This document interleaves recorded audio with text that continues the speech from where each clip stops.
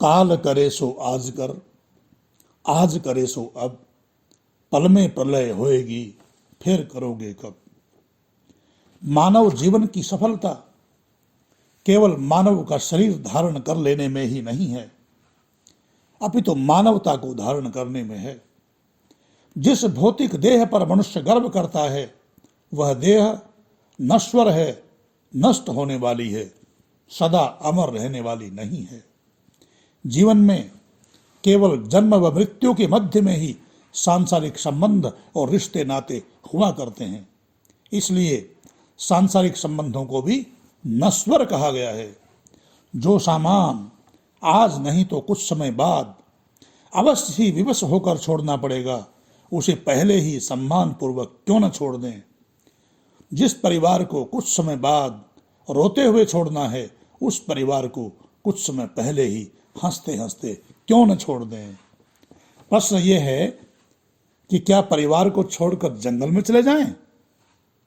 ऐसा नहीं कहा जा रहा, किंतु तन से, शरीर से, सबके साथ रहते हुए, यथायोग्य संबंध रखते हुए मन से संबंध को तोड़ दो।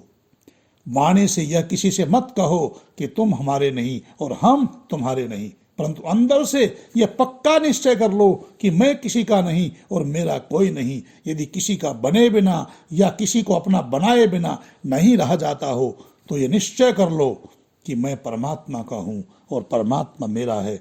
जैसे यात्री बस को अथवा ट्रेन को या धर्मशाला को अथवा होटल को अपना नहीं समझता और दूसरे यात्रियों को भी कुछ समय का साथी समझता है, वैसे ही तुम भी घर को ऐसा ही समझो और परिवार को थोड़े समय का साथी समझो।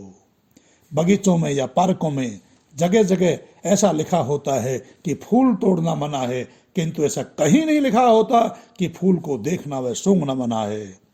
देखो और सूंघो, क्योंकि पुष्प में रूप व सुगंध की ही विशेषता होती है। अब विचार ये करना है कि जैसे पुष्पों से सुगंध का आनंद उठाने की मनाही नहीं है, वैसे ही बगीचे में प्रवेश करके सारा बगीचा घूमकर सुगंध ले लें, रूप का दर्शन कर लें, किंतु फूलों को तोड़ना, नष्ट करना और उन पर अधिकार जमाना मना है।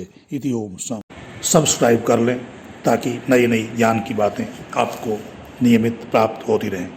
धन्यवाद।